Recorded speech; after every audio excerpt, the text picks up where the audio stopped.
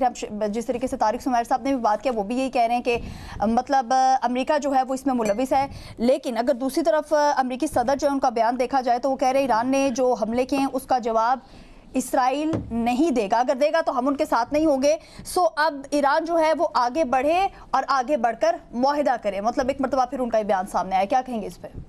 آکاشا، آپ کی باتوں کے دو حصے ہیں. پہلی حصہ تو یہ کہ کہا جا رہا ہے کہ پاکستان پر اس کا اثر پڑے گا، تو پاکستان پر اثر جتنا پڑنا تھا اس سے کئی گنا زیادہ اثر اس شہباز شریف کی حکومت نے ڈال دیا ہے، اور عوام کے جیب خالی کر دیے ہیں، ان کا خون نچوڑ لیا گیا ہے. مزید ڈالیں گے تو وہ بھوکی عوام پہلے مری ہوئی ہے وہ اور مر جائے گی. انہیں کیا فرق پڑنا ہے؟ ان کی تجوریاں بڑھتی رہیں گی، ان کے پیٹ بھریں گے نہیں، پھر بھی آنکھیں نہیں بھریں گی، پیٹ نہیں بھریں گے، نیت نہیں بھرے گی. اصل ایشو یہ ہے کہ عوام ابھی بجٹ جو آ رہا ہے اس میں کتنی مہنگائی کا طوفان آنا ہے.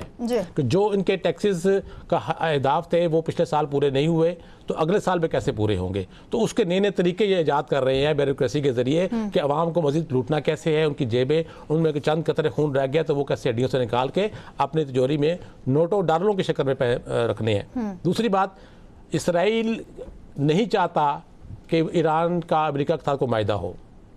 اب تک دیکھیں نا، ڈونلڈ ٹرمپ دنیا جانتی ہے کہ وہاں کی حکومت سازی میں یہودی لابی کا ایک پلاننگ ہوتی ہے، ایک عرصے دراز سے وہ اس کے اوپر پلاننگ کرتے ہیں، سرمایہ کاری کرتے ہیں، پیسے لگاتے ہیں، سب کچھ کرتے ہیں کہ حکومت ان کی حمایت یافتہ ہو تاکہ وہ اپنی مرضی کے فیصلے کرا سکیں. وہ ان کا جو گریٹر اسرائیل کا منصوبہ ہے وہ انہوں نے کئی برس پہلے بنایا تھا، اور اس پہ عمل درآمد وہ مرلہ وار کرنا چاہ رہے ہیں. آج جو صورتحال بن رہی ہے وہ اسی لیے بن رہی ہے کہ ڈونلڈ ٹرمپ کے ہاتھ میں فیصلہ سازی نہیں ہے، یہ والی خاص طور پہ ایران کے حوالے سے. اس کے پیچھے نتن یاہو ہی ہے، اسی کا دماغ چل رہا ہے، اسی کی ساری پلاننگ چل رہی ہے. وہاں کی جو کہتے ہیں کیا کہتے ہیں اس کو، تھنک ٹینک جو ہے اسرائیل کا، اس کی پلاننگ چل رہی ہے کہ امریکہ اور ایران کا اگر معاہدہ ہو گیا تو پھر اسرائیل کیا کرے گا. ایک یہ بات ہے. ایک دوسری بات یہ کہ بعض محققین یہ بھی کہتے ہیں کہ اگر یہ معاہدہ ہو بھی جاتا ہے تو اس کے باوجود بھی یہاں اس خطے میں ایران کے ساتھ، لبنان کے ساتھ، اسرائیل کے ساتھ جو ہے آپ کی آنکھ مچولی چلتی رہے گی. یہ ختم نہیں ہونے والی ہے، ہلکی پھلکی آپس میں چلتی رہے گی، یہ کبھی ختم نہیں ہوگی. کیونکہ دونوں ملکوں کا، اسرائیل کا تو ہے ہی ہے کہ اپنے گریٹر اسرائیل پروجیکٹ کے لیے اس نے سب کو روندنا ہے. اس نے جس طرح فلسطین میں معصوم بچیوں کو اسکولوں پہ، اسپتالوں پہ اس نے بمباری کی ہے، بارش برسائی ہے میزائلوں کی، تو وہ کہاں باز آنے والا ہے؟ وہ اپنے گریٹر اسرائیل منصوبے کو عملی جامہ پہنانے کے لیے کچھ بھی کر سکتا ہے. اس کو کوئی پرواہ نہیں ہے کہ ایران تباہ ہو رہا ہے، لبنان تباہ ہو رہا ہے، بچے مر رہے ہیں، خواتین مر رہے ہیں، معذور لوگ مر رہے ہیں. اسے کوئی پرواہ نہیں ہے. اسے پرواہ ہے صرف کہ وہ اس کا منصوبہ کیسے مکمل ہوگا. اور ڈونلڈ ٹرمپ نہ چاہتے ہوئے بھی اس کی جو منصوبے ہیں یا فیصلے ہیں اس سے پیچھے نہیں ہٹ سکتا، کیونکہ اس کے پیچھے ساری یہودی لابی ہے، اسی کا لگا ہے پیسہ ہے کہ آج وقت دار بیٹھا ہوا ہے. تو وہ اکیلا فیصلہ کر نہیں سکتا.